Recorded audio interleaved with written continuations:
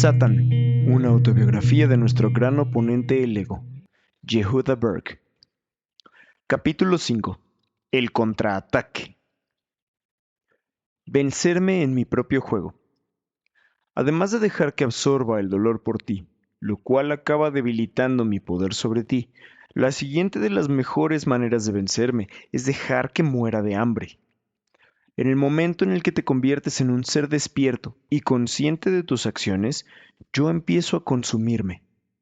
Cuando dejas de ser negativo, me dejas desprovisto de alimento. Es tu propia negatividad lo que me da mi energía. Y debo decírtelo, tu egoísmo, tu ira y tus celos siempre tocan la mejor parte de mí. Aparta todo eso de mí y te garantizo que me dejarás desnutrido. Esta idea de que tú alimentas todo mi poder no es nueva. Ha habido muchas pistas a lo largo de la historia sobre cómo vencerme, pero nadie les ha prestado demasiada atención. El antiguo lenguaje arameo ya ofreció una de las primeras pistas. En arameo, la palabra transgresión significa, en realidad, transferir. ¿Qué crees que se está transfiriendo? La respuesta, el alimento supremo, lo que sostiene la vida, la luz del Creador. ¿Y a dónde se está transfiriendo? A la dimensión en donde yo vivo. Sí, yo vivo de la luz, igual que tú. Cuando el Creador me permitió deambular por tu dimensión, me dio una cantidad limitada de luz, de forma que pudiera tener el poder suficiente para hacer mi trabajo. El sistema que puso en funcionamiento me da apenas el alimento suficiente como para sustentarme, ni más ni menos. No es suficiente con otorgarme el poder de hacer grandes daños. Entonces, ¿de dónde vienen las guerras, el hambre global, los asesinatos, los tsunamis y el abuso de niños? Del poder que tú me das. Tú me alimentas cada vez que transgredes, envías luz allí donde vivo, y me llega endemoniadamente mucho más rápido de lo que tardaría UPS. Como verás en el siguiente capítulo, el mundo fue creado con 10 dimensiones. Las 9 dimensiones superiores son el lugar donde habita Dios, y la 10ª dimensión es el lugar donde tú vives. Pero hay una dimensión secreta que muy pocos conocen. Este lugar está reservado especialmente para mí, y se le conoce como la 11ª dimensión. Cada vez que actúas de forma egoísta, cada vez que niegas tu amor, cada vez que no eres capaz de ver a Dios, me estás enviando luz a mí, a la 11ª dimensión. Un menú diabólico. Así que permíteme que te deje esto muy claro.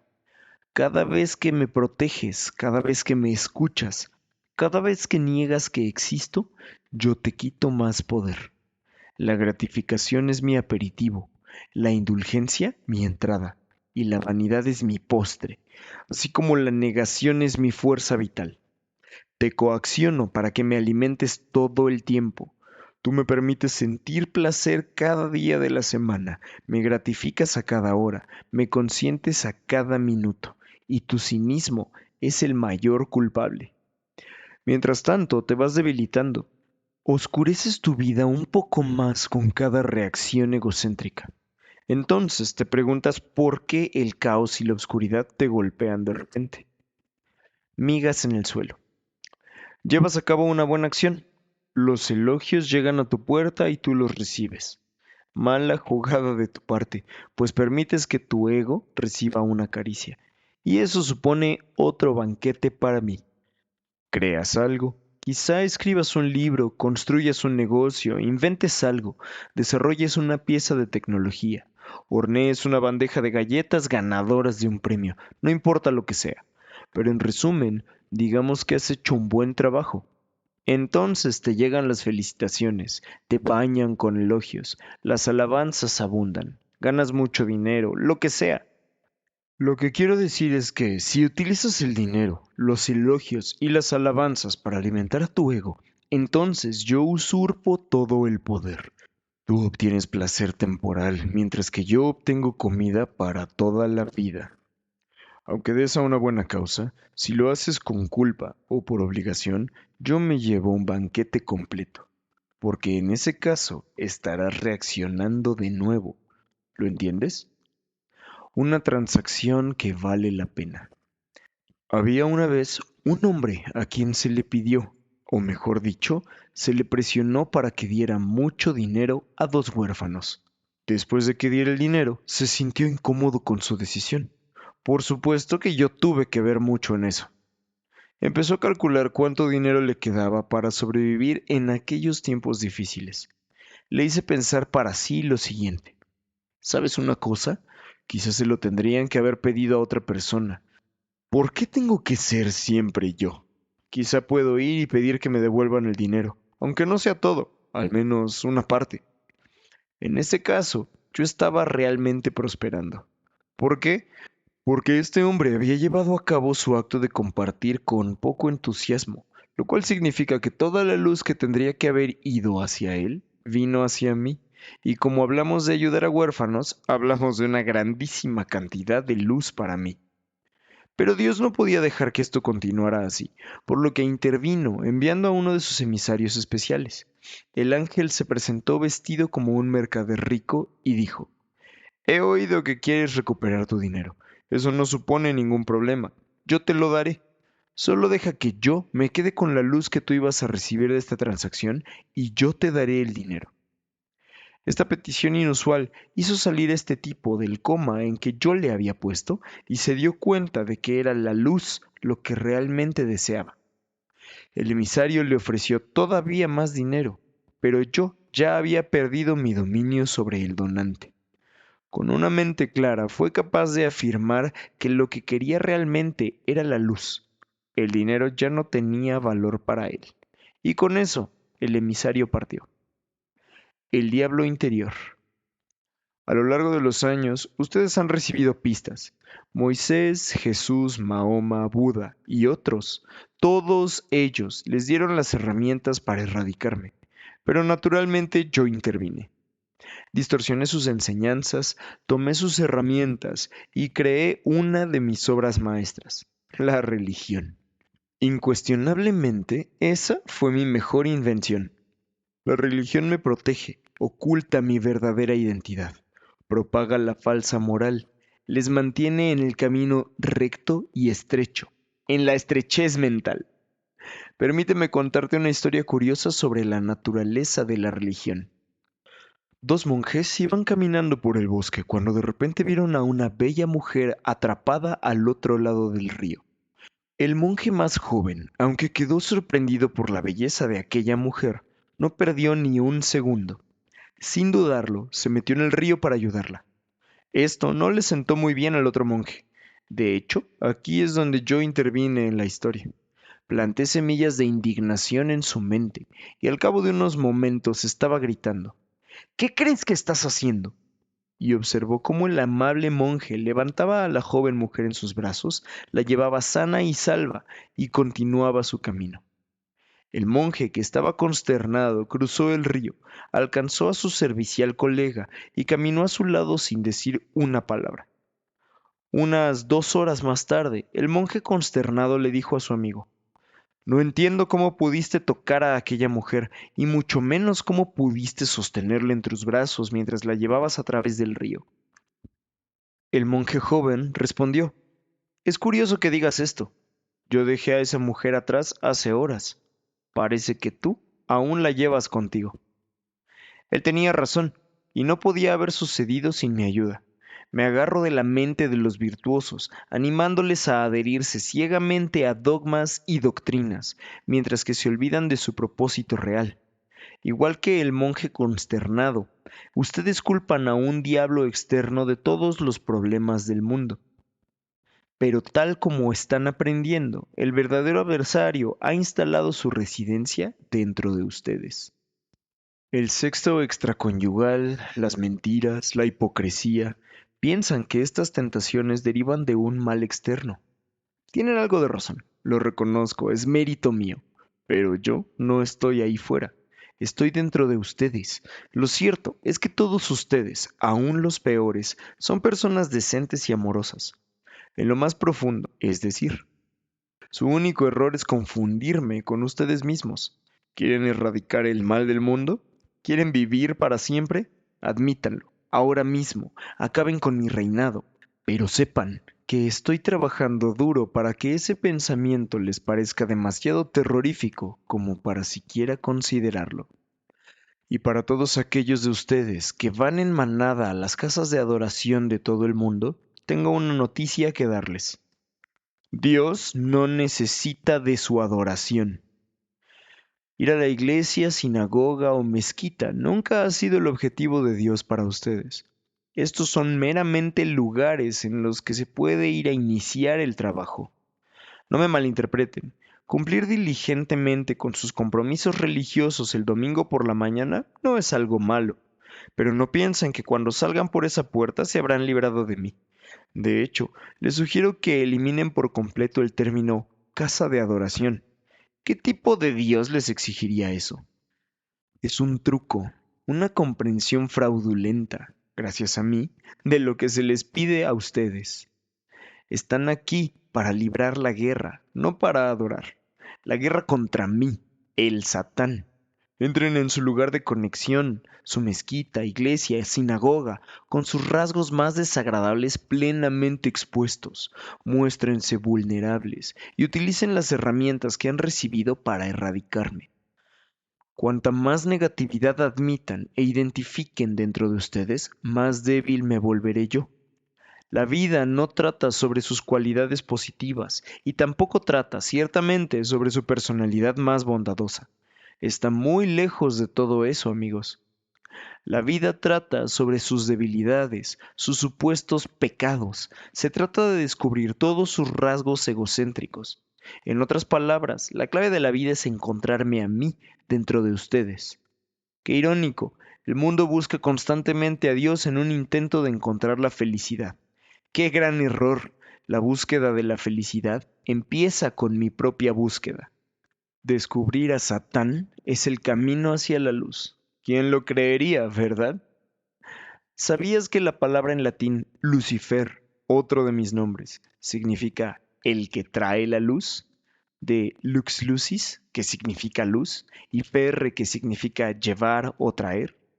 No significa el que trae la oscuridad. ¿Sorprendido? Te he estado diciendo desde la primera página de esta autobiografía que la verdad final de mi existencia no es la que piensas que es. En absoluto. Piénsalo de esta forma. Una lámpara ilumina una habitación. Pero entonces alguien coloca varias mantas sobre la pantalla, lo cual hace que la habitación se vuelva completamente oscura. Entonces entras y la puerta se cierra detrás de ti. No puedes ver nada, pero no tiene ningún sentido buscar el interruptor. La luz ya está encendida. En su lugar necesitas encontrar las mantas que la están bloqueando. No puedo explicarlo de una forma más sencilla que esta. Cuanto más rápido quites las mantas, más rápido la habitación pasará de la oscuridad a la luz. Dios funciona de la misma manera. La luz de Dios siempre está encendida. La energía de Dios siempre está presente, pero hay mantas que ocultan la luz. Y yo añado una cada vez que me sirves. Así que encuéntrame a mí y encontrarás la felicidad. Elimina todos los rasgos que yo te animo a que adquieras. Admite tus fallas, expón tu ropa sucia y revela tus secretos más oscuros. Si puedes hacerlo, no dejarás ningún lugar en el que pueda ocultarme. Debes saber que yo lucharé a cada paso del camino. Es lo que debo de hacer, ¿recuerdas? Utilizaré ascensos, honores y premios para celebrar todos tus atributos maravillosos, para celebrar tu genialidad, tu bondad, tus talentos increíbles. ¿Y el resultado? Tu autoimportancia crecerá y mi poder sobre ti brillará junto con ella. Así que, por favor, continúa ocultando la corrupción de la religión y los males de la sociedad debajo de la alfombra. Ignora los abusos de poder y la persecución. En su lugar, anda por ahí diciéndole a todo el mundo lo bueno que eres, lo amable que eres, lo acertado que eres, lo perfecto que eres. Sigue negando que existo. Revuélcate en tu sensación de desamparo. Retuércete en tu depresión. Disfrútalo o sé real. ¿Qué opción elegirás? Capítulo 6. Una fiesta en el jardín. el átomo y Eva. Un engaño en el Edén. Ya hablamos de la creación en el capítulo 2, pero vamos a profundizar un poco más en nuestros humildes comienzos. Hay algunas cosas que necesitas saber con referencia a la debacle del jardín del Edén. Pienso que hay un argumento secundario en esa historia que normalmente se pasa por alto. El Creador te concibió en una realidad supremamente luminosa y perfecta, pero tú eras prácticamente inconsciente. ¿Por qué? Porque la perfección absoluta era todo lo que conocías. No tenías un marco de referencia a través del cual apreciar la vida que se te había entregado en una bandeja de plata. Así que hiciste tu equipaje y te fuiste de viaje por la carretera. Querías experimentar la carencia para poder apreciar lo que se te había dado. Querías ganarte la luz que se te había entregado. Y Dios lo entendió perfectamente. Después de todo, Dios es el rey del amor incondicional, ¿cierto? Dios respetó tu deseo de abandonar el hogar. Sabía que necesitabas pasar un tiempo viviendo con lo mínimo, sin comodidades, precariamente. Dios sabía que la separación era un paso inevitable y necesario en tu proceso. ¿De qué otra forma podías aprender a dejar de dar por sentado todo lo que tenías? Y así, como haría cualquier buen padre o madre, Dios te dio algunos consejos. No solo debías llevarte un par extra de calcetines limpios, sino que Dios también te dijo que era absolutamente imperativo que te mantuvieras alejado de todas las indulgencias egoístas. Estas solo estropearían el propósito de tu viaje, el cual resultaría en una expedición mucho más larga y dolorosa. Además, retrasarían tu regreso a casa. Dios te advirtió por última vez que no aceptaras ningún tipo de placer temporal en sustitución a lo verdadero. Él reiteró enfáticamente, no toques eso, pase lo que pase. 4 palabras muy importantes. ¿Lo entendiste? Y partiste. Un viaje por carretera. La primera parada de tu viaje fue en otra realidad, en las profundidades del reino subatómico. Por supuesto, en este nivel de existencia no hay fisicalidad. Los científicos y yo estamos de acuerdo en este punto. Así que no te molestaste en llevarte tus jeans favoritos. En esta dimensión inmaterial de la existencia, solo eras un estado enrarecido de la conciencia. Ahí solo existía la idea de los jeans. Esta fuerza pura de conciencia consistía no solo en ti, sino en toda la conciencia. Esta superconciencia única dio origen a Adán y Eva, y la dimensión donde residía esta fuerza unificada de conciencia se conoce como el Jardín del Edén. Mientras estabas ahí fuera disfrutando del paisaje, Dios te echaba mucho de menos. Quiso darte la oportunidad de que volvieras a casa lo más pronto posible, así que a Dios se le ocurrió una idea. En lugar de que tuvieras que recorrer un viaje tan largo y doloroso, Dios me creó a mí para probarte sin que tú lo supieras. Este plan ingenioso de Dios te permitiría resistirte al placer y volver a casa a tiempo para las fiestas. A partir de esta acción bien intencionada de Dios, nací yo, el Satán. Canta conmigo si quieres. Cumpleaños feliz, te deseamos, Satán. Cumpleaños feliz. Yo fui creado para retar a tu conciencia. ¿La prueba? O vences mi tentación de gratificación inmediata y placer, tal como Dios te pidió que hicieras antes de que dejaras la casa, o sucumbes a mis poderes de persuasión y por lo tanto prolongas tu viaje. Así es como sucedió todo. Te señalé una fruta indescriptiblemente placentera que colgaba de un árbol. No es necesario que te diga que no era una fruta física, como una manzana. Estamos hablando de una realidad hecha de conciencia, de energía pura. Tú la rechazaste. Recordaste que Dios te había dicho que no satisfacieras ningún placer hasta que regresaras a casa, pasara lo que pasara.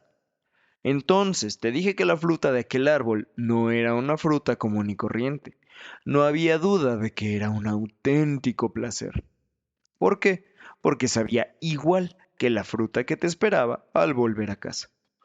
Pero tú te diste cuenta de que todo el propósito de tu viaje era evitar el placer para así poder apreciarlo. Y luego te expliqué lo siguiente.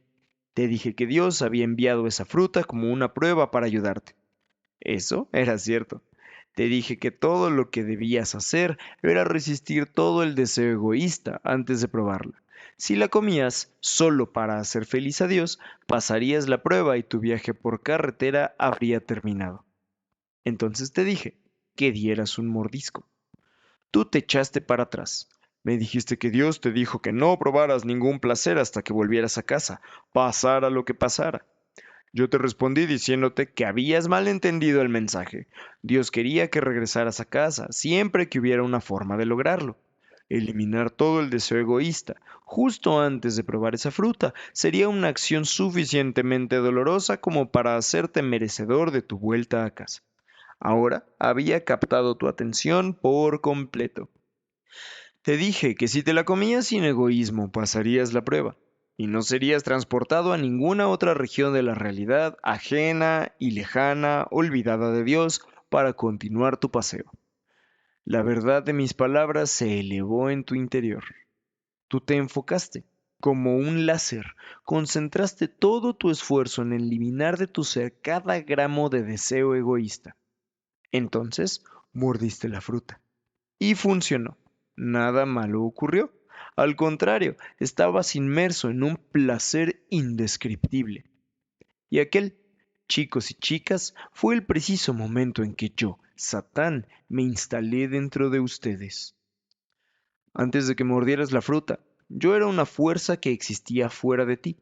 Pero una vez comiste de la manzana proverbial, fui inyectado en ti como un virus, y tú no te enteraste de lo que había ocurrido. De hecho, cuando empecé a susurrar en tu oído, entraste en pánico. Pensaste que estabas esquizofrénico, que escuchabas voces. Luego te calmé y te convencí de que yo solo era la voz de la razón dentro de ti. Pero en realidad estaba mezclando la verdad con mentiras para engañarte, para desviarte del plan original. Una vez que estuve dentro de ti, empezaste a sentirte muy mal por lo que habías hecho. La vergüenza te abrumó, y cuando experimentaste esa vergüenza, yo me apoderé de ti. Ya eras mío. En aquel momento te desconectaste de la luz que una vez fue todo lo que conocías. Dejaste el jardín del Edén. No fuiste expulsado, tal como te han hecho creer. La vergüenza era tan intensa que tú elegiste marcharte. Como puedes imaginarte, desde aquel momento mi influencia creció como un tumor sin control, y de esta forma me convertí en la conciencia dominante que ocupaba tu cerebro. Tu auténtico yo, oculto tras las cortinas y la deshonra que puse en tu cabeza. Esto, amigos míos, fue el nacimiento de la baja autoestima, mi arma de probada eficacia contra ti. Y este es el motivo por el cual no tienes ni idea que existo, por lo cual crees que tú y yo somos lo mismo. Crees que tus pensamientos egoístas eres tú, y por eso te rindes. Una vez sepas que en realidad soy yo y no tú, podrás luchar contra mí. Te sentirás suficientemente seguro como para compartir. Sabrás que eres como Dios. El nacimiento de la humanidad. La tarea de vencerme se volvió demasiado difícil de lograr cuando me afiancé tanto en ti. Dios lo vio, y aunque había prometido no interferir, decidió dividir el volumen de trabajo. La superconciencia única de Adán y Eva se dividió en pequeñas e incontables partículas de conciencia. Estas se convirtieron en los elementos básicos de todo el cosmos. Lo crearon todo, desde el cuerpo humano hasta el instinto egoísta de supervivencia que gobierna a toda la raza humana. Una vez triunfes sobre esta conciencia preprogramada, conquistarás la muerte y regresarás a casa, lo cual significa simplemente que la felicidad será tuya para siempre. Tu casa no está en una dimensión lejana, tu casa es un estado de felicidad eterna, y eso es lo que Dios es, nada más y nada menos. Las segundas oportunidades. Dios creó un método para que compensaras lo que hiciste, para que crecieras de tus errores. para que te sintieras merecedor cuando sentías que no eras nada. Dios quería mostrarte lo fuerte que eres y de cuánto eres realmente capaz. Dios quería que aumentaras el tamaño de tu vasija para aumentar tu potencial y así puedas tener mucho más. Dios quería que limpiaras y eliminaras los obstáculos que yo creé cuando entré en tu psique. ¿Cómo se propuso Dios lograr esta hazaña? Poniéndote a prueba y reclutándome a mí para que fuera el ayudante del maestro. Capítulo 7. Se te está poniendo a prueba. Puedo sentir cómo tu ansiedad va en aumento, como esa pesadilla en la que entras a una clase sin estar preparado en absoluto para el examen. Relájate. Recuerda que estoy divulgando todos mis secretos aquí para que esta vez puedas prepararte mejor. La preparación para el examen es lo más importante en este juego. Me gustaría tomarme un minuto para familiarizarte con la clase y las reglas que gobiernan este espacio. Antes que nada, debes saber que nunca te pondrán una prueba que no puedas superar. El universo te ha equipado con todas las herramientas que necesitas para superar con creces cada prueba que se te aparece en el camino. Hay dos cosas importantes que debes tomar en cuenta. Una, dentro de cada prueba, búscame siempre a mí. Piensa en cada prueba como una página de ¿Dónde está Wally?, el personaje que debes encontrar dentro de un gran cuadro. Siempre estaré allí, en algún lugar. ¿Necesitas una pista? Allí donde el egoísmo asoma su fea cabeza, sin duda me encontrarás a mí. Y dos, piensa en la otra persona. Con cada prueba que afrontas, déjame decirte que las probabilidades están a tu favor. Pero solo porque Dios está de tu lado no significa que debas pedir ser puesto a prueba. Pide una prueba y esas probabilidades cambiarán por completo. Un claro ejemplo de pide y se te dará. Entraré en tu conciencia con una fuerza que no estás preparado para manejar. Solo Dios sabe cuándo estás preparado. Así que deja que Dios decida cuándo enviarme a mí para que haga mi trabajo. Y Dios lo hará, porque Dios sabe que no puedes aumentar el tamaño de tu vasija sin pruebas. No puedes volver a Kansas sin enfrentarte a la bruja malvada que es tu naturaleza egoísta. Dos tipos. Te diré incluso que hay dos tipos de pruebas que puedo poner en tu camino. Está la oportunidad única. Desaprovéchala y estarás acabado. La otra es mi favorita, el asado lento. Con solo oír su sonido ya me siento entusiasmado. Con la oportunidad única, mi objetivo es golpearte con una experiencia de vida única que te dé un puñetazo tan fuerte que te deje destrozado bajo la injusticia total de la situación. El asado lento habla por sí solo. Con esta prueba te voy debilitando lentamente. Con el paso del tiempo corrompo tu conciencia y tú ni siquiera sabes lo que está ocurriendo. Es como el experimento de la rana en el agua hirviendo. Coloca una rana en una olla con agua bien fresquecita y pone a hervir el agua gradualmente. Luego, crúzate de brazos mientras la rana se queda bien cocida. Pero si pones esa misma rana en una olla de agua hirviendo, ésta se escapará de un salto en un instante. Requiere mucha paciencia de mi parte, pero la recompensa es que nunca lo ves venir. Por cierto, nunca dejaré que sepas cuál es el peso de la prueba en la visión global. Nunca sabrás si estás haciendo un examen final o una simple prueba parcial, así que estate atento. A veces, una pequeña prueba es en realidad una gran prueba disfrazada. Lo admito abiertamente. Me encantan los disfraces. La taza de café. Puede que ya conozcas esta escena. Ya estás en una relación y una persona soltera y atractiva del sexo opuesto te pide que tomes un café con ella. La idea te entusiasma. ¿Es que acaso existe tal cosa como una simple taza de café? Revísate. ¿Qué estás buscando? ¿Qué pasa en tu relación para que estés por ahí con otra persona tomando un café? ¿Puedes verme oculto en esta escena? ¿Qué carencia estoy activando en ti? ¿Qué te estoy proporcionando, además de un café? ¿Qué te hace sentir bien del hecho que alguien te invite a salir? No es la cafeína. ¿Es recibir atención de otra persona? ¿Soy yo? Toma en cuenta lo siguiente. Si creas una abertura para mí, entraré. Y probablemente no te guste el lugar al que te llevaré. A veces, las decisiones que parecen más inofensivas llevan implícitas consecuencias que cambiarán tu vida, así que prepárate como corresponde. Pruebas sorpresas y exámenes. Por otro lado, a veces piensa que se te ha puesto en el examen definitivo, pero la verdad es que casi no es ni un examen. Como máximo podrías llamarla una prueba sorpresa.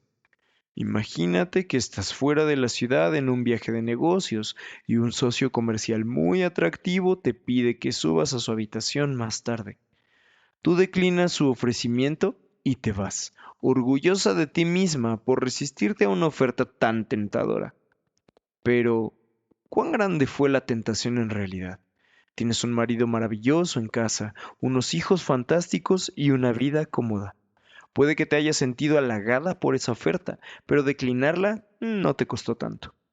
Eso no significa que pasaras la prueba, solo significa que en realidad no era una prueba muy dura en primer lugar, o quizá era otro tipo de prueba. ¿Dónde me escondo? ¿En el orgullo? ¿En la rectitud moral? Por otro lado, si en ese mismo escenario necesitas hasta el último gramo de tu fuerza de voluntad para forzar un no de tus labios, mientras sueñas con lo que te perderás, entonces enhorabuena, ahora estás empezando a jugar tan duro como yo. Verás, no se trata del sexo que estás eligiendo tener o no tener, se trata del grado en que me reconoces y me vences a mí, tu naturaleza egoísta. Desempeñarse bien en una de mis muchas pruebas es raramente tan simple como elegir una acción en lugar de otra. Y nunca se trata de si es correcta o incorrecta. Se trata de qué significa esa elección para ti. Si pudiera darte una regla infalible para seguir, eso sería demasiado fácil. ¿No es cierto? Así no es como yo juego. La clave para ofrecerme un auténtico desafío es ser consciente de que cada momento brinda una oportunidad. Todo empieza con conciencia. Claro, parece simple, pero volverse consciente nunca es tan fácil cuando yo estoy cerca. Y así es como se supone que debe ser. Yo me escondo dentro de ti cada minuto de tu vida, así que estate atento o despierta, o sufrirás las consecuencias. Caerás. Nadie pasará nunca todas las pruebas todo el tiempo. Es la práctica lo que hace que logres la perfección, ¿recuerdas? Para ganar tienes que fracasar algunas veces. Es como el principal bateador de la liga, que consigue estar en el Salón de la Fama por haber bateado 700 cuadrangulares a lo largo de su carrera. ¿Puedes imaginar cuántas veces debió batear sin darle a la pelota, ser eliminado o expulsado? Sin embargo, es uno de los mejores jugadores en la historia de ese deporte. Claro, es fácil para los jugadores de béisbol porque ellos saben lo que deben hacer, mandar la pelota fuera del campo, ¿no es cierto? Pero yo te pongo mucho más difícil la tarea de no perder de vista el objetivo final y centrarte en el juego. Pero si puedes localizarme dentro de ti, vencerme y aprender a apreciar el paraíso y el jardín que son tu destino, estarás fuera de peligro. Cometerás errores y fallas. Tu trabajo consiste en negarte a que estos te abrumen. Es decir, el fracaso es parte del viaje. El fracaso es parte del gran diseño.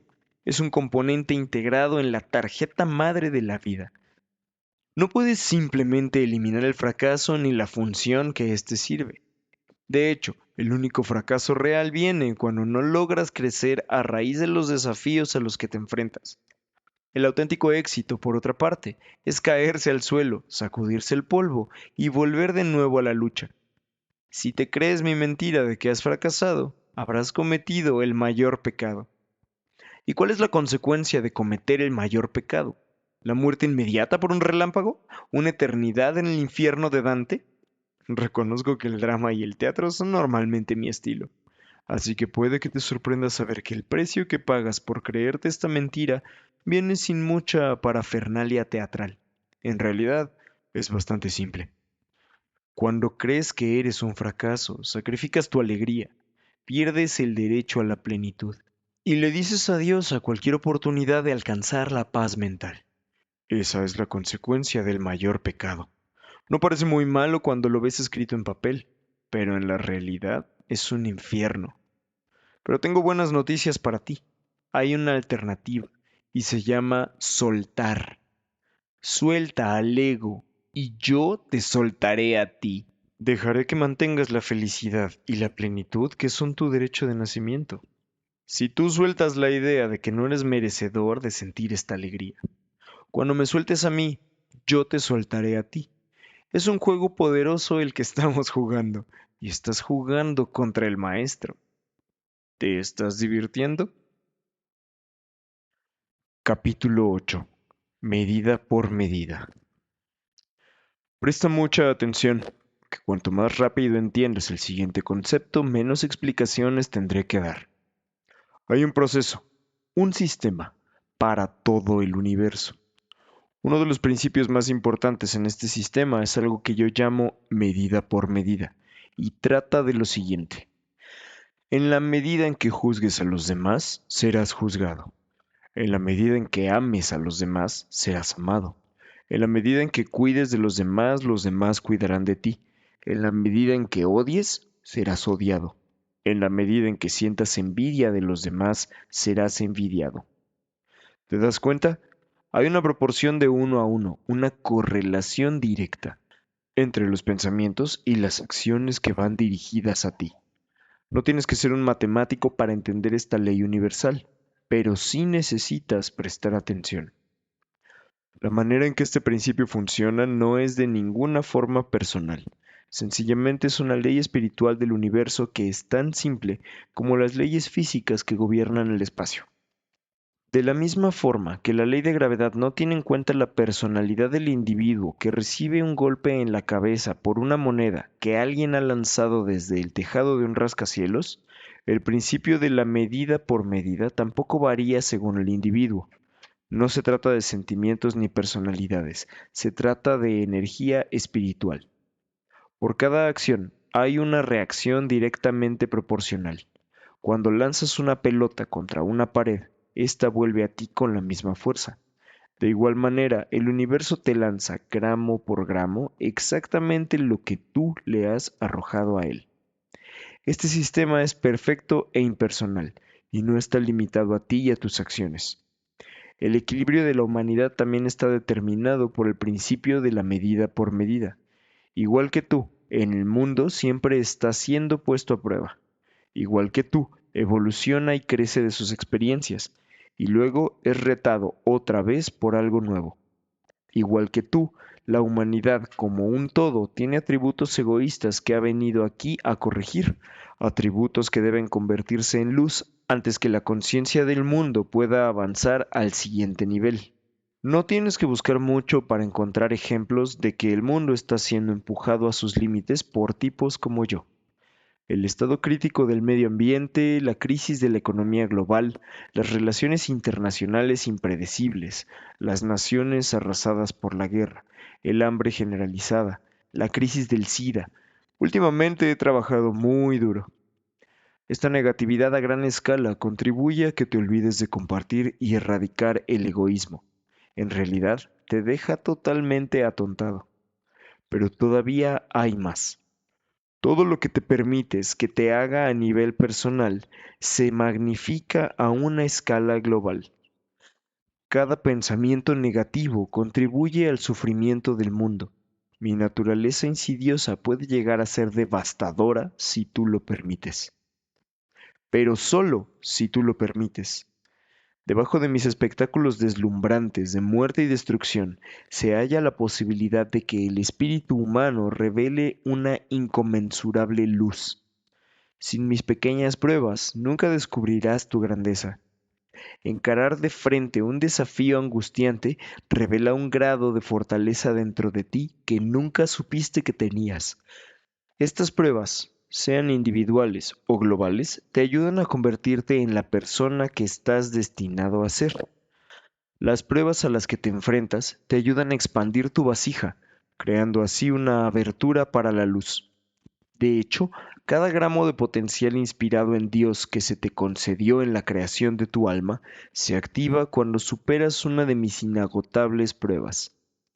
Si nunca fueras probado, no solo te quedarías estancado en un sentimiento constante de insatisfacción, sino que tampoco dispondrías de un mecanismo para eliminar los bloqueos de tu pasado, para limpiar la basura que cargas de una vida a la siguiente. Cuando pasas pruebas, cambias el curso de tu destino. Esto es lo que le ocurrió a la hija de Rab Akiva.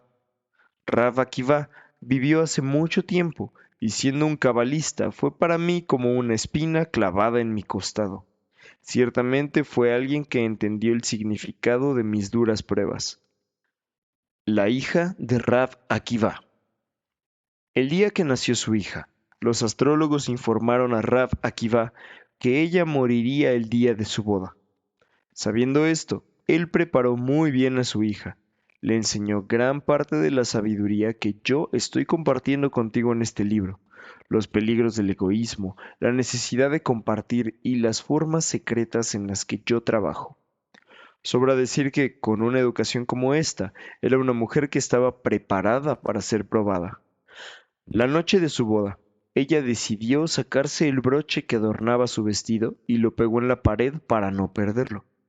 Pero, sin ella saberlo, la aguja de su broche atravesó la fina pared y se clavó en el ojo de la serpiente que yo había enviado para matarla. No fue hasta la mañana siguiente cuando, al sacar el broche de la pared, encontró la serpiente muerta. A pesar de las predicciones que indicaban lo contrario, la hija de Rab Akiva había sobrevivido al día de su boda, sin llegar a ser tocada por mí ni por ninguno de mis agentes. Como puedes imaginarte, Rab Akiva estaba tan eufórico como curioso por saber cómo su hija había esquivado la muerte. Le preguntó a su hija si le había ocurrido algo fuera de lo común antes de sus nupcias. Su hija le explicó que un hombre pobre había venido al comedor del banquete de bodas buscando comida, y ella le había dado de comer. Lo que parecía un simple gesto de compartir fue en realidad una de mis pruebas más exigentes. ¿Por qué? Porque siguiendo la costumbre, la novia había hecho ayuno el día antes de su noche de bodas. Así que elegir compartir tu primera comida en 24 horas no es poca cosa. Al final, su decisión de compartir cambió el destino de aquel hombre pobre y el suyo propio. Si no hubiera sido por la preparación previa del padre y la conciencia que la inspiró a compartir, ella no habría superado mi prueba. Habría muerto y el hombre se habría quedado hambriento. Absolutamente todo el mundo es puesto a prueba, y todo el mundo está sujeto al principio de la medida por medida. Los ricos o los pobres, los educados o los no escolarizados, los buenos o los malvados. Estos calificativos no significan nada en el ámbito de la ley espiritual. Un hombre de negocios inteligente tiene una crisis y lo pierde todo, mientras que un analfabeta gana la lotería. Aún los más justos son puestos a prueba. A los ojos del Creador, todo tiene sentido. Aquel que juzga. Por mucho que odie admitirlo, ha habido personas a lo largo de la historia que me conocían muy bien. El Creador los envió como una forma para igualar el terreno del juego. Rav Isaac Luria era uno de mis mayores adversarios. ¿Por qué? Porque Rav Isaac Luria entendía la visión global, lo cual significa que me entendía a mí. Déjame contarte una historia verdadera. El panadero y el mendigo. Había una vez un panadero que vivía en un pequeño pueblo.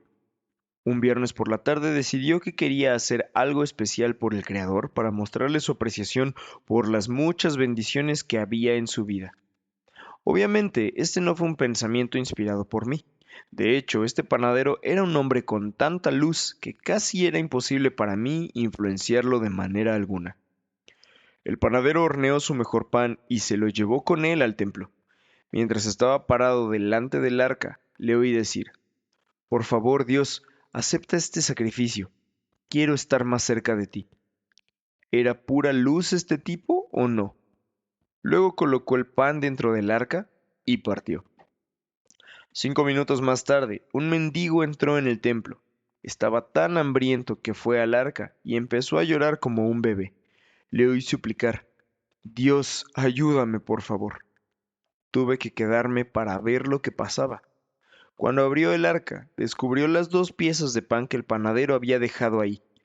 Creyendo que había sido directamente el Creador quien las había colocado allí, el mendigo estaba eufórico, por decirlo menos. No solo tenía comida que llevarse a la boca, sino que el Creador había considerado que era merecedor de recibir el pan, o al menos así lo creyó él.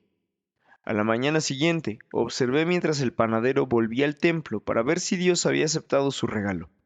Efectivamente, el pan había desaparecido, y el panadero estaba loco de alegría por haber servido al Creador. ¿Qué podía hacer yo? Absolutamente nada. No tenía ningún poder. Una semana más tarde, el panadero llevó más pan al arca, y de nuevo sucedió lo mismo. El mendigo tomó los panes sin dudarlo, y esto siguió ocurriendo semana tras semana, año tras año, hasta que pasaron 14 años. Durante 14 años fui incapaz de penetrar en esta luz. Entonces, un viernes por la tarde, animé al clérigo a que cayera en un sueño profundo. Le despertó el sonido de una puerta que alguien estaba abriendo. Cuando miró dentro del santuario, vio cómo el panadero ponía el pan en el arca y se marchaba. Unos minutos más tarde, el mendigo entró, se llevó los panes del arca y se fue corriendo. Después de observar esta escena, vi mi puerta de entrada. El clérigo, claro, un hombre lleno de pretensión moral. Así que puse pensamientos de indignación en su cabeza. Fue pan comido. Yo arreglaré esto, le animé a pensar para sus adentros. Al día siguiente, el clérigo pidió al panadero y al mendigo que fueran a verle a su oficina. De nuevo tomé las riendas. ¿Qué se piensan que están haciendo aquí? Uno de ustedes deja el pan dentro del arca y el otro se lo lleva. Uno fantasea con que está trabajando con Dios y el otro es solo un vulgar ladrón. Dios no tiene nada que ver con esta transacción. No tiene nada que hacer viniendo a este santuario. Márchense y no vuelvan. En ese mismo instante, el gran sabio Rav Isaac Luria entró y me vio ahí. Eso sí que es pillar a alguien con las manos en la masa. Vio mi egoísmo y mi ego con absoluta claridad. Este hombre sabio miró al clérigo y le dijo: Prepárate para morir.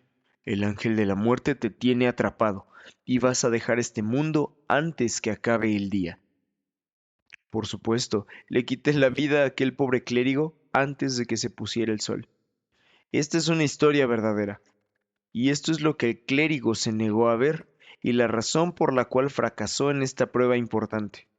Dios estaba involucrado, íntimamente involucrado. No había sido una coincidencia que durante 14 años el panadero llegara siempre justo antes que el mendigo. Nunca llegaron en el orden incorrecto ni en el momento equivocado. ¿Cómo sucedió esto? El creador estaba tan feliz con lo que veía en este sencillo intercambio incondicional entre el panadero y el mendigo que el templo estaba lleno de una luz increíble, una luz que yo no podía corromper ni comprometer. Durante 14 años, esta luz había mantenido vivo al mendigo, pues el primer día que llegó llorando al arca fue el mismo día que yo había planeado llevármelo. Verás, el clérigo tuvo que aprender la lección de la forma más dura. El juicio solo se manifiesta cuando alguien lo activa enjuiciando a otra persona. Si no hubiera sido por mí y mi influencia, el pastor habría visto la visión global y habría elegido compartir tolerancia en lugar de juicio, pero él no pasó la prueba. Mis formas de ponerte a prueba te empujan mucho más allá de tu zona de confort, pero tú puedes manejarlo, especialmente si prestas suficiente atención a lo que te estoy diciendo.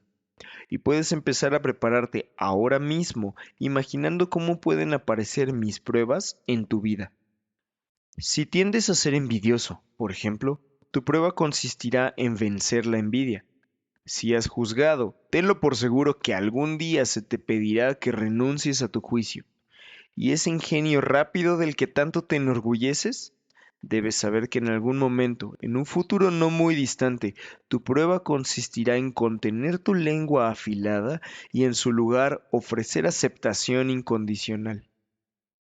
Cada prueba que pongo en tu camino está perfectamente diseñada para ti, así que por mucho que prefieras eludir las consecuencias de tus acciones desconsideradas, espiritualmente hablando, es imposible.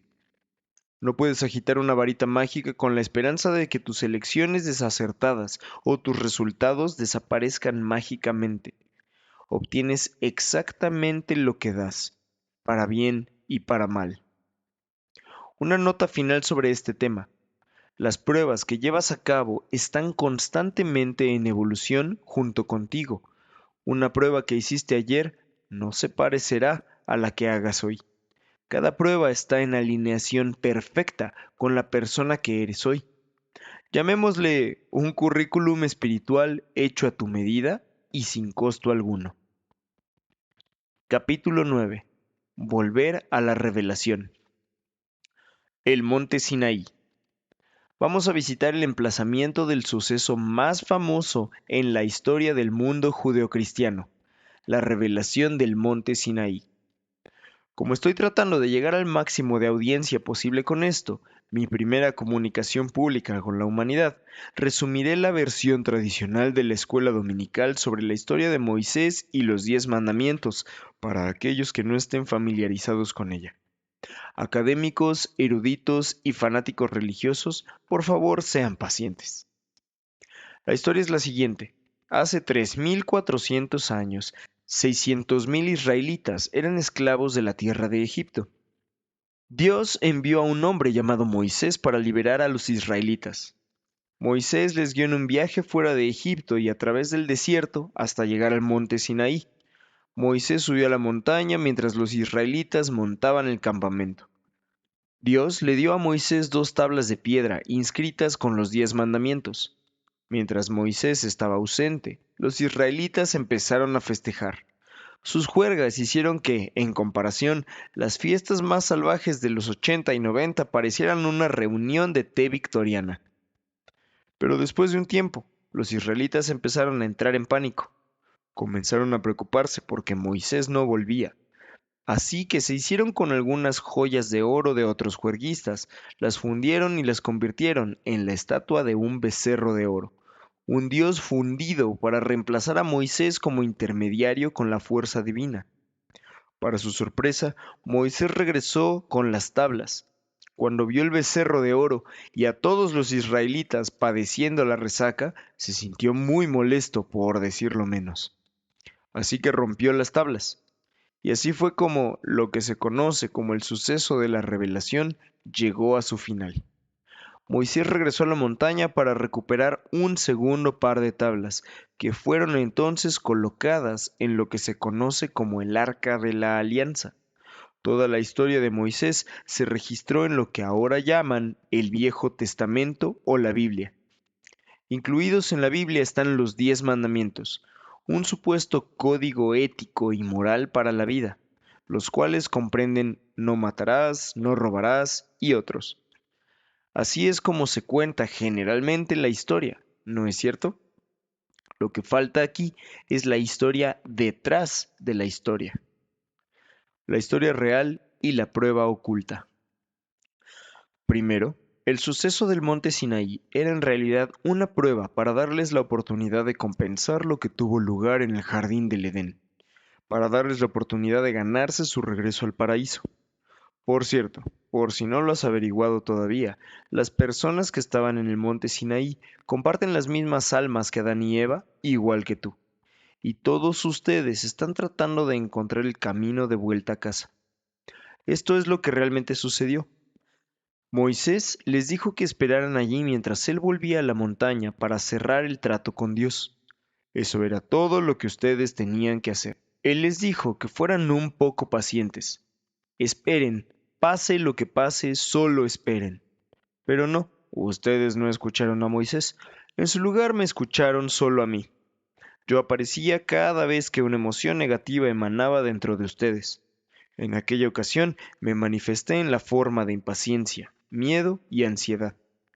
volvía a engañarles y por eso construyeron aquel becerro de oro. Ahora, si lees la historia como un código para la otra historia que está oculta en su interior, podrás ver que Dios estaba preparándoles para la victoria. La potente combinación de Moisés erradicando su ego y ustedes batallando conmigo en la falda de la montaña y resistiéndose a la impaciencia y la juerga egoísta hubiera sido suficiente para poner fin a mi reino sobre la humanidad. Moisés hizo su parte, pero ustedes no hicieron la suya.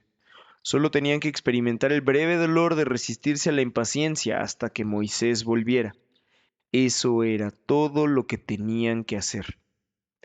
Pero se negaron a aceptar el dolor. Eligieron el placer en su lugar. Sexo, drogas y rock and roll. Lo convirtieron en una auténtica orgía. Moisés llegó a la luz, teniendo en cuenta las necesidades de los demás. Ustedes rechazaron la luz del monte Sinaí, teniendo en cuenta sus propias necesidades por encima de las de los demás. La verdad es que les engañé para que creyeran que Moisés quizá no volvería. Les puse ansiosos e impacientes, les animé para que actuaran prematuramente, les preocupé acerca de perder esa sensación de elevación, esa conexión con la luz. El becerro de oro fue su atajo para sentirse bien. Y todavía hoy están haciendo lo mismo, solo que los becerros de oro actuales no son estatuas. Son las drogas que les hacen sentir bien, los famosos que colocan en un pedestal, el marketing que se creen, la cirugía estética sin la que no pueden vivir, las dietas, el resplandor vacío, las redes sociales. ¿Es necesario que siga? El becerro de oro de la actualidad es cualquier cosa que les hace sentir bien en el momento, cualquier cosa por la que no tienen que trabajar, cualquier cosa que al final del día les haga sentir menos merecedores y más desconectados de Dios, y más como el esclavo en el que se han convertido. Afróntenlo, cada día le dan poder al becerro de oro, cada día confían en algo que no sea Dios que les traiga alegría. Creen que esa felicidad viene de ese dinero, de esa cosa o persona, en lugar de saber con certeza que solo puede venir de la luz. Cuando eligen el becerro de oro, renuncian a la inmortalidad. Toman la manzana del árbol del conocimiento en lugar de tomarla del árbol de la vida eterna.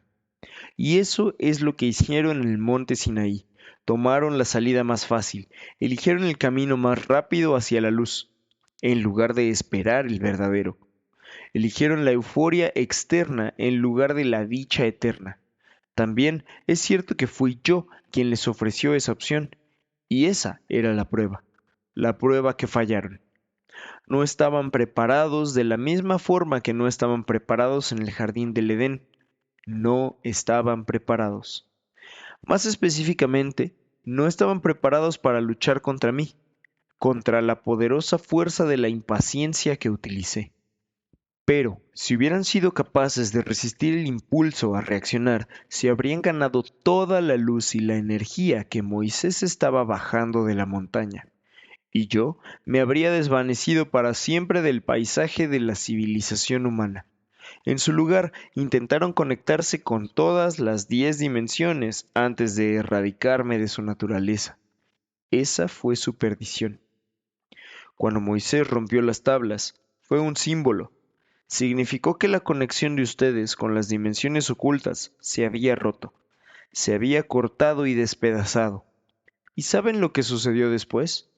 Que la muerte renació, y aquel día nació otra cosa. ¿Adivinen qué? La religión. La farsa. Seré totalmente sincero. En realidad no hubo mandamientos en el monte Sinaí. Lo digo en serio. Y todo el concepto de los mandamientos fue idea mía, de verdad. Si lees el Antiguo Testamento en su versión original en hebreo, verás que dice que Dios dio los 10 enunciados en el monte Sinaí. Dios nunca dio 10 mandamientos. Y aquí tienes uno de mis secretos mejor guardados. Dios no da órdenes. Dios no castiga. Y el Señor de la creación definitivamente no premia. Estas también son creaciones mías. Yo inventé estos conceptos y los integré en los sistemas de creencias religiosos. ¿De verdad crees que un Dios que es todo amor te castigaría por cometer un error involuntario? ¿O Dios te metería en un mundo en el que se te castiga por caer en la tentación? Especialmente cuando las cartas que te han tocado son desfavorables desde el momento en que naciste. ¿Es ese tu Dios? No, ese soy yo, disfrazado de Dios. Ese es el Dios que yo inventé para impedir que conocieras al Dios verdadero. El verdadero Dios no castiga, Él no premia, Dios solo comparte. Y punto. Y lo que Él comparte es la bondad infinita. Nada malo puede emerger de una fuerza con una luz así. Nada. Tampoco Dios premia el buen comportamiento. Y Dios no es una máquina tragamonedas. No te penaliza por tus pecados. El universo no es un tribunal popular ni Dios es un juez. Dios simplemente es. Y Él es solo bueno, y amable, y amoroso, placentero, idílico, abrumadoramente encantador. El hombre invisible. Admito que incluso yo me reía cuando George Carlin solía despotricar sobre la religión y Dios. Solía ver su actuación en Las Vegas siempre que tenía ocasión. Hice mi mejor intento con George. Le enganché a las drogas y al ego. Pero George me descubrió en todo el tema de Dios y la religión. George lo comprendió. Aunque cueste creerlo, en lugar de provocar un levantamiento en contra de la religión, la crítica encarnizada de George simplemente hacía reír a la gente. Esto es una muestra de lo que decía. Cuando hablamos de tomaduras de pelo monumentales, de las de campeonato, tienes que quitarte el sombrero ante la campeona absoluta de todas las falsas promesas y las afirmaciones exageradas, la religión. Está fuera de concurso. De hecho, la religión ha convencido a las personas de que hay un hombre invisible que vive en el cielo y que observa todo lo que haces, cada minuto de cada día. Y ese hombre invisible tiene una lista especial de 10 cosas que no quiere que hagas. Y si haces alguna de estas 10 cosas, tiene un lugar especial para ti, lleno de humo y fuego y tortura y angustia, donde te enviará a vivir y sufrir y quemarte y ahogarte y gritar y llorar para siempre hasta el fin de los tiempos. Pero hey, él te ama y necesita dinero. Él siempre necesita dinero. Él es todopoderoso, todo perfección, todo conocimiento, todo sabiduría. Pero, de alguna manera, el tipo no sabe manejar el dinero. La religión se lleva millones de dólares, no paga impuestos y siempre necesita un poco más. Es así que es una tomadura de pelo. Madre de Dios. George se dio cuenta de mi juego. Un viejo hombre sabio e invisible, con una barba larga y suelta, y una bata brillante sentado en un trono celestial, es absurdo. Siento reventar tu burbuja, pero ¿puede una fuerza divina infinita caber en un cuerpo físico finito? Yo te alimenté esas alocadas imágenes antropomórficas para impedir que descubrieras la verdad. ¿Y cuál es la verdad? Que Dios es una fuerza brillante y omnipresente de energía ilimitada. Punto. Y esta fuerza consiste en felicidad, sabiduría y bondad eternas e infinitas, más allá de la comprensión humana. No hay nada negativo ni malo ni enjuiciador en esta fuerza. Nada. ¿Demasiado abstracto? ¿Te cuesta comprenderlo? Fíjate en la fuerza de la electricidad. Está en todas partes, en el aire, en las paredes, fluyendo a través de tu cuerpo. La electricidad no castiga, no penaliza ni premia. Si conectas una computadora a un enchufe y te embolsas unos cuantos miles de dólares vendiendo mercancías en eBay, te sentirás muy bien. Pero si metes tu dedo en el mismo enchufe, te quedarás bien tostado. Pero hey, ¿quién en su sano juicio diría que la corriente eléctrica te premió o te castigó deliberadamente? La electricidad nunca cambió. La electricidad simplemente es. La forma en que te conectas a esta poderosa fuerza oculta, invisible e inodora, determina si los resultados son positivos, dinero en el banco, o negativos, dedo a la parrilla. La corriente divina. La fuerza infinita que llamas Dios opera de la misma forma. Dios no es un hombre invisible que está en el cielo. La palabra Dios se refiere a una conciencia de la fuerza de compartir, pura e infinita. Esta fuerza sustenta el universo entero. Cada molécula, cada átomo, cada partícula subatómica está sustentada por esta fuerza oculta. Esta energía también es la fuente primordial y absoluta de toda sabiduría, felicidad, conocimiento, alegría, curación, prosperidad y vida. Solo tú. Escúchame bien. Dios no causó tu caos, tú lo hiciste. Tu comportamiento es la causa. Pero a menudo no ves la conexión entre causa y efecto porque yo te ciego con la ilusión del azar, de la aleatoriedad, de la suerte. Pero tengo una noticia para ti. La suerte es una gran mentira. Dentro del caos de la vida subyace un orden impecable. Pero tú ni siquiera puedes concebir, ni por un momento, que tu comportamiento hacia tus semejantes sea la única causa tanto de las bendiciones como del caos que atraes a tu vida. El comportamiento humano es la causa de todas las enfermedades, tanto globales como personales. Aun cuando la naturaleza contraataca con un terremoto o un tsunami, la causa es el comportamiento humano. No puedes verlo, no puedes aceptarlo. Suena demasiado simple, pero la verdad es que ama a tu prójimo es una magnífica pieza de tecnología.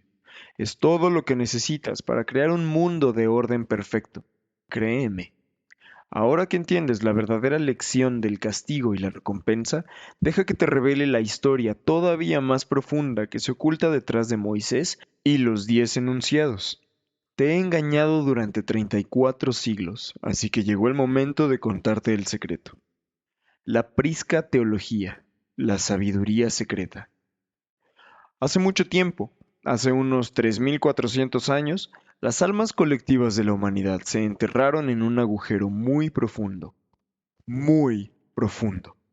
Durante siglos, vivieron solo para gratificar sus deseos egoístas primarios y yo era su dueño.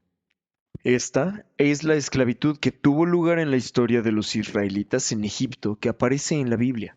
En realidad, la historia de los israelitas esclavizados en Egipto se refiere al hecho de que toda la humanidad estaba esclavizada por mí, y esta vida de esclavitud era todo lo que estas almas conocían.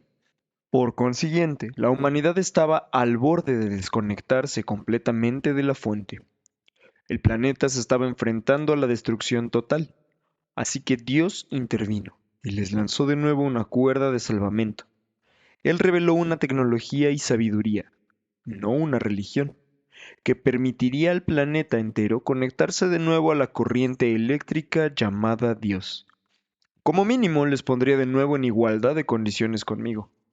Como máximo, causaría el paraíso, la inmortalidad y la desaparición de tu servidor. ¿Cuál es esa tecnología y sabiduría secreta? ¿Dónde se halla? Solo unas pocas almas de cada generación la han conocido. Newton, Platón y Pitágoras la conocieron. También Teófilo de Gale, el renombrado filósofo del siglo XVII. Añade también al famoso conde de la Mirándola, también conocido como Giovanni Pico, un gran místico cristiano y un hombre de gran poder intelectual. Gottfried Leibniz, inventor del cálculo durante el Renacimiento, también entendió esta tecnología. Estos hombres creían que toda la sabiduría del mundo, incluida la sabiduría religiosa, la filosofía griega y la ciencia, tenía sus raíces en la sabiduría secreta entregada a Moisés en el monte Sinaí.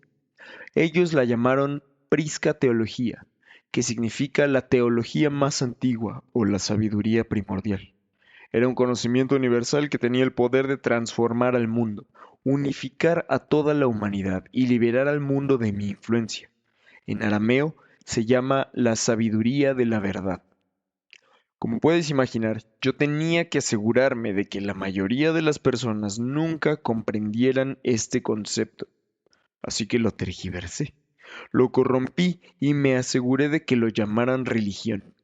Pero Newton y compañía entendieron que la religión organizada nunca fue parte del trato en el monte Sinaí. Nunca. No estoy diciendo que la Biblia sea falsa.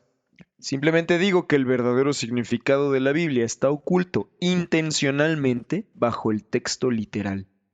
Para encontrarlo tienes que profundizar, buscar y estudiar. A lo largo de la historia, te he convencido de que no había ningún significado oculto en la Biblia. Te dije que la siguieras literalmente. Y escuchaste. De hecho, a muchos de ustedes les costará creerme ahora mismo. Pero hey, ese es su problema. Yo solo estoy haciendo mi trabajo. Pero muchos de los pensadores más brillantes de la historia, desde Newton hasta Platón, sabían que había una prisca teología, una sabiduría secreta que revela las verdades ocultas en la Biblia. El camino de la sabiduría espiritual. Cuando comprendes la prisca teología, el significado profundo de un texto bíblico, la Biblia hace algo extraordinario. Libera fuerzas divinas que, al transformarte a ti, pueden transformar tu mundo.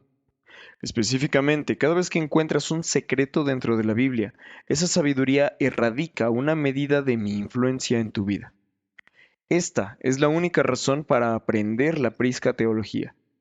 No es para ser más sabio o intelectualmente superior. Es para ser más capaz de encarar las pruebas, de forma que puedas limitar mi influencia en tu conciencia. Y a medida que me vuelvo menos poderoso, toda la gente del mundo llegará a reconocer su unidad. Llegará a reconocer que yo, y solo yo, estaba detrás de todo el odio, el conflicto, la guerra y las muertes que tuvieron lugar por todo el paisaje de la civilización humana. A través de la prisca teología, esa sabiduría oculta, la Biblia se convierte en un camino hacia la inmortalidad y la felicidad eterna. Sin embargo, si lees la Biblia literalmente, se convierte en una fuerza para la muerte. ¿Te cuesta creer eso? ¿Piensas que es una coincidencia que durante 2000 años se hayan producido más matanzas en nombre de la religión que por cualquier otra única causa? La Biblia es como la electricidad. Estúdiala literalmente y meterás tu dedo en el enchufe. Busca su verdadero significado y la electricidad iluminará tu vida. Este es el motivo por el cual las grandes mentes de la historia han buscado los secretos que encierra la Biblia por todo el mundo. Newton, los caballeros templarios, Pitágoras. ¿Los encontraron? No te lo diré. Tienes que ganarte la luz por ti mismo. Pero sí puedo compartir contigo algunos de los secretos codificados en la historia de Moisés y los 10 mandamientos. Hasta ahí puedo hacer por ti. Empezaré por los 10 enunciados. Este mundo es donde te pongo a prueba. Este mundo es donde se te brinda la oportunidad de convertir la oscuridad en luz, el odio hacia ti mismo en aceptación y la vergüenza en amor. Este mundo es tu oportunidad para volver al jardín del Edén. Esta es la forma en que se ha dispuesto. Pero tal como mencioné, hay otras 9 dimensiones más allá de esta realidad física. No puedes experimentarlas con tus 5 sentidos, pero son la fuente de toda bondad. La luz de Dios llena cada esquina de estas otras dimensiones. ¿Está aún abierta tu Biblia? Si lees el Génesis, verás que la frase dice, Dios dice, y se menciona 10 veces. Estas son las 10 afirmaciones, o los 10 enunciados. Por supuesto, Dios en realidad no dice cosas, al menos no en el sentido tradicional. Estos enunciados son el código para las 10 dimensiones de las que te acabo de hablar. ¿Para qué necesitamos todas estas dimensiones? Dios necesitaba cubrir su luz para poder crear la ausencia de luz o la oscuridad.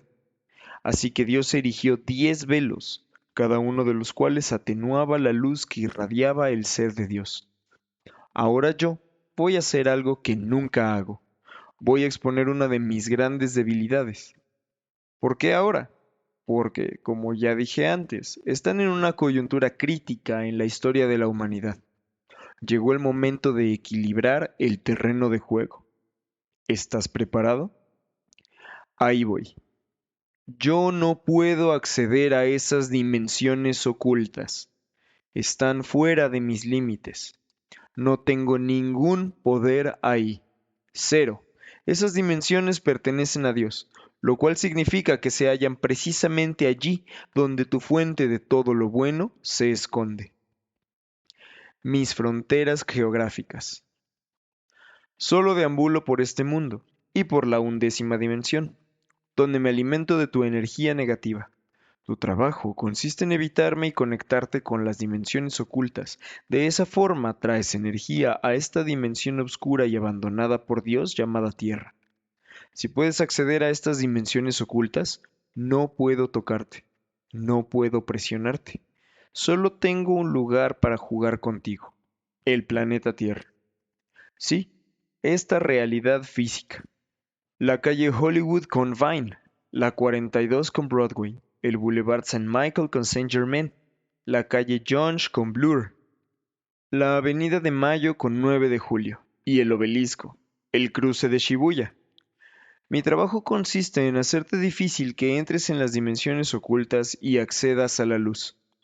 Te lanzo retos, te envío por desviaciones y pongo obstáculos en tu camino. Todo para que puedas vencerme y ganarte tu derecho a reconectarte con esas dimensiones de luz, al jardín, al paraíso. Así que tenemos dos reinos, un reino de oscuridad, mira a tu alrededor, y un reino de luz compuesto por 9 dimensiones, mira en tu interior. Juntos conforman las 10 dimensiones, y esto, amigos míos, es el sistema espiritual. Si alguna vez piensas vencerme, debes saber que este sistema es la clave, la puerta, la conexión y el camino de vuelta a casa. Adiós. Una vez sabes esto, siempre funciona. No solo a veces. ¿Cómo llegas a saber algo? Solo a través de la experiencia personal. No puedes simplemente fiarte de las palabras de otro. No puedes limitarte a creer en algo. Tienes que saberlo, porque saber algo significa que estás teniendo el 100% de éxito, un 10 sobre 10. Por otra parte, creer algo significa que tienes un 20% de éxito, un 2 sobre 10. ¿Quién en su sano juicio quiere elegir una vida en la que solo obtiene el 20% de lo que quiere para ser feliz? El juego de las creencias. El saber está en el corazón de la felicidad eterna, pero tú continúas confiando en creer. No solo eso, sino que discutes sobre qué sistema de creencias es el correcto. En la Biblia dice, en Génesis 4:1, conoció Adán a su mujer Eva, la cual concibió y dio a luz a Caín. Cuando lees la Biblia literalmente, suena como si cada mujer que conoce un hombre pronto llevará en su vientre al hijo de su amor. Absurdo, creo que estarás de acuerdo conmigo. La prisca teología revela la verdad. En este pasaje en particular, Adán y Eva son metáforas. Eva es una metáfora para la humanidad. Tú, Adán, es una metáfora para la luz divina, la más simple y profunda felicidad que puedas imaginar. La única forma de conectar la tierra con lo divino y de conectarte a ti con la felicidad verdadera es a través del conocimiento. ¿Te das cuenta de lo que está ocurriendo aquí realmente? Cuando la Biblia dice, conoció Adán a su mujer Eva, la cual concibió y dio a luz a Caín, la palabra conoció sustituye a la palabra conocimiento. El conocimiento es la conexión. El conocimiento te da las reglas universales del juego de la vida. El conocimiento te permite conectarte con lo divino, conectarte a la satisfacción infinita. Accedes a las dimensiones ocultas cuando pasas una prueba o creces a partir de una prueba fallida. ¿Estás empezando a tener una idea de hacia dónde se dirige todo esto?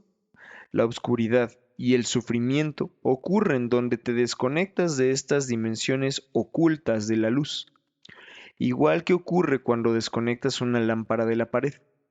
Moisés hizo la conexión cuando me venció, cuando conectó este mundo físico con el mundo de luz. Eso no quiere decir que pasara todas las pruebas, no lo hizo, pero ese es un tema para otro libro. Para el propósito de estas páginas, déjame decirte que Moisés actuó bien y me atrapó en mi juego. Todas las dimensiones estaban alineadas y conectadas como una sola. La luz volvió a encenderse, la oscuridad dio paso a la luz. La muerte desapareció. Los israelitas y toda la humanidad se liberaron de mis garras. Tal como revelé antes, no hay mandamientos. Moisés se conectó a las 10 dimensiones y volvió a encender la luz, y lo hizo en virtud de su comportamiento desinteresado. Y nada más. No hubo magia, tampoco nada sobrenatural. No hubo mandamientos de Dios. La subida de Moisés al monte Sinaí es un código para la conexión que hizo Moisés entre este mundo físico y la fuente oculta. Ese es el secreto, un secreto oculto al mundo, por mí, hace más de 34 siglos. Admítelo, hice un trabajo endiabladamente bueno. El mapa. Entonces, ¿qué pasó? Sabemos que la historia no acabó ahí, con la instauración de un paraíso como la nueva realidad. Viste cómo los israelitas perdieron su oportunidad de oro gracias a mis esfuerzos. Si hubieran ganado habría sido demasiado fácil. El juego estaba todavía en su fase inicial. Necesitas ganar este juego por ti mismo, ¿recuerdas? Tienes que ganártelo todo por tus propios medios. Y créeme, te daré muchas oportunidades de que lo lleves a cabo. De hecho, en la siguiente parte de este libro revelaré todas y cada una de las formas en las que te pongo a prueba. Te desafío y te ayudo para que te ganes tu permanencia en el paraíso. Así que hazme un favor y no lo estropees, ¿de acuerdo? Parece que Dios cree que esta vez puedes conseguirlo. Y por supuesto, sobra decir que yo no estoy tan seguro. Pero adelante, demuéstrame que estoy equivocado. Con los trucos que te voy a dar tendrías que ser un idiota para hacerlo mal esta vez. Fin del capítulo 9 y de la parte 1.